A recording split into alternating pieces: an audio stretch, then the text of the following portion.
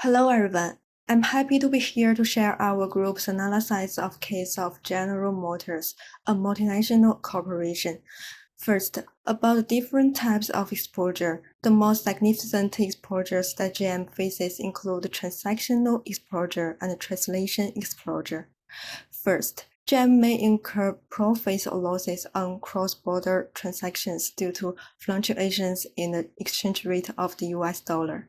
Besides, GM has a number of subsidiaries around the world and therefore incurs gains and losses in its consolidated financial statement, so it faces translation exposure. In addition, GM may be exposed to competitive exposure due to the currency fluctuations that affect the company's cost and competitiveness, market risk due to changes in interest rates, and credit risk due to defaults. In order to reduce these exposures mentioned above, GM adapted hedging to ensure the company's interests for 5 reasons. Firstly, to reduce the volatility of cash flow and earnings, to lock the exchange rate through hedging to ensure the financial stability of the company, and to reduce transactional exposure. Secondly, to ensure the consistency and efficiency of the global operation.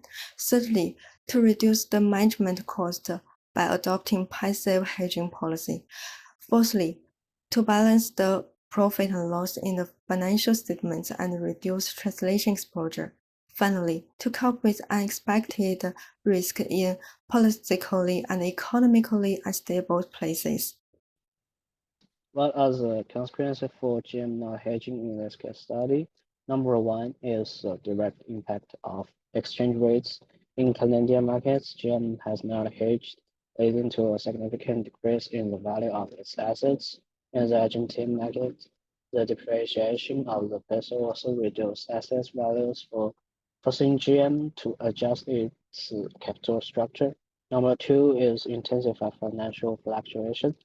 Large MSs like GM generate a large amount of foreign exchange cash flow through their business activities. When this foreign currencies depreciate, the stock price will be affected. Number three is market share loss. Because GM did not hedge, it can't not quickly adjust product prices. At the same time, GM's competitors hedge so their products have better prices, which leads to a loss of market share for GM. And number four, some other consequences. For example, significant foreign exchange losses in the GM may face cash flow pressure, affecting its ability to repay debts. So we're gonna talk about the reasons of hedging 50% and the way of the company decide how much of exposure to hedge. So hedging 50% of exposure is a way to balance substantial risk and cost, the risk of the exchange rate fluctuation and the cost of option premium. It also includes the potential losses that if the exchange rate does not move in the direction of GM's expectation, then GM will lose more. And 30% is not effective enough to eliminate the risk of the exchange rate fluctuation on GM's financial statements and the cash flow. And it will expose GM to greater market risk and is still not consistent with GM's risk management objective of reducing earning volatility. Theoretically, hedging 100% of exposure will eliminate the risk completely, but it also means higher cost in the hedging operation, especially when using options with a high premium. So apart from GM, a company generally decide the exposure ratio based on their successful experience in the past and their different risk appetites, also the cash flow and financial stability. The relevance of GM's proposed hedging policy is demonstrated. On the one hand, adapting the hedging policy to regional difference and linking the different national markets, reflecting the relevance of the hedging policy of the branches in each country. It is also demonstrated by the high correlation with the company's objectives to reduce its financial volatility. Finally, it is related to the reduction of the company's administrative costs. Meanwhile, its effectiveness is reflected in the fact that the policy is effective in reducing the impact of exchange rate fluctuations on GM's cash flows, and the hedging instrument reduce exposures, as well as making centralized risk management more effective. However, we believe that there are still limitations in GM's hedging policy, so we will make some suggestions from the perspective of an advisor. First, flexibility in adjusting the hedging rate is volatility currency environment. Second, an active hedging policy should be adopted in economically unstable regions rather than adopting a passive policy only. Third, GEMs should consider translation exposures rather than focusing on reducing cash flows and ignoring balance sheet risk. Let's look at the characteristics of these three tools. Foreign exchange forward. A foreign exchange forward is a simple and low-cost tool that allows GM to lock in the exchange rate for future transactions at 1.5 Canadian dollars per US dollar. This approach has no upfront costs and can fully cover the risk, providing the company with a very stable cash flow. However, its flexibility is lower, and once the exchange rate becomes favorable, General Motors cannot benefit from it. The second is foreign exchange option. Options provide flexibility. General Motors can hedge its risk at exercise price of 1.5, while retaining the possibility of benefiting from favorable exchange rate movements. However, this flexibility comes at a cost. Foreign exchange futures are similar to forward contracts, but they are standardized trading tools traded on exchanges, providing higher liquidity and transparency. However, futures require daily margin, which can lead to fluctuation in cash flow, and the contract amount may not fully match General Motors' actual exposure, increasing optional complex. 翻译。Overall, long time costs are lowest. Cash flow is most stable, but flexibility is leaky.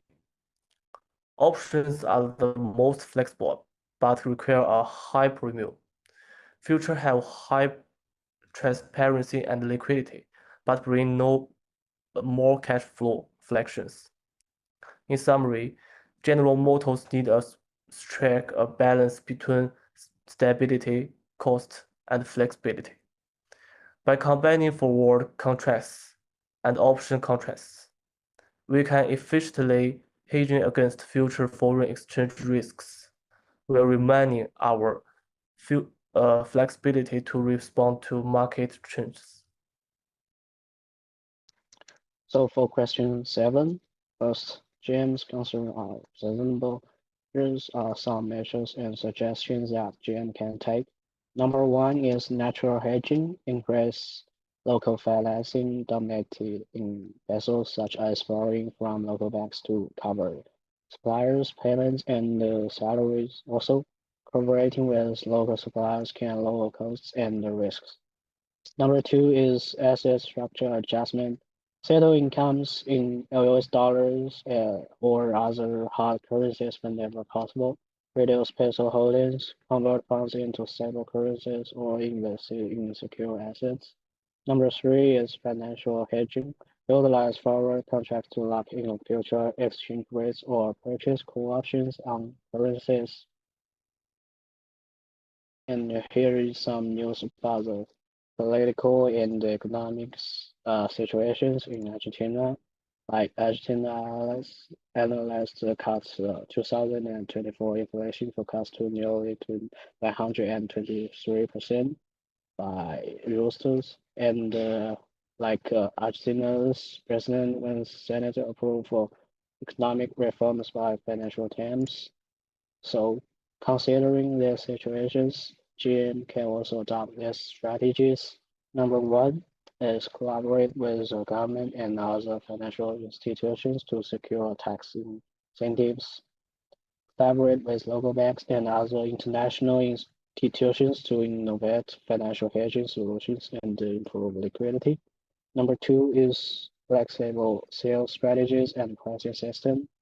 GM can adjust pricing strategies to balance competitiveness and affordability. At the same time, GM can expand into European and Asian markets to reduce dependency on Argentina's market. Number three is using diversified emergency plans and risk monitoring. GM can utilize AI and big data to respond effectively to sudden risks, establish risk reserves by investing in stable assets like gold or US dollars to ensure cash flow stability. So now we'll discuss other considerations that GM needs to factor into its decision in 2024. So first is the inflation pressure, and we use a CPI growth rate to measure. So high inflation typically leads to currency depreciation, like Argentina, and low inflation tends to support currency appreciation, like USD and the Canadian dollar. Second is the interest rate. So higher interest rate generally makes a currency appreciation, like USD and the Canadian dollars.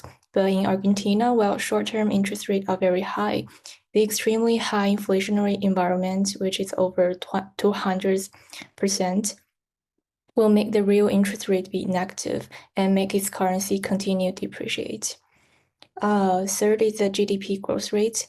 A higher GDP growth rate signals a strong economy and leads to currency appreciation, while in contrast, slow GDP growth can cause currency depreciation. And the last factor is a credit rating. Higher credit rating indicate political stability and strong debt repayment capacity, which will lower country risk and supporting currency appreciation. Like United States and Canada are rating on A scale. However, lower credit rating like Argentina, which is only 3C plus, suggests higher political and economic risk, which can lead to currency depreciation. So now we're gonna talk about the relationship between the currency movement and the GM's financial statement. GM's when a currency appreciates, GM's account receivable will receive more United States dollars, which is favorable. But GM will need to pay more USD for account payable when other countries' currency appreciates, which is unfavorable, as the payment cost gonna raise. When currency depreciates, GM's account receivable will receive less USD, resulting in foreign exchange loss, which is unfavorable. But for account payable, GM gonna need to pay less USD, which is favorable and is lower the payment cost. So that's it, and thanks for you guys watching.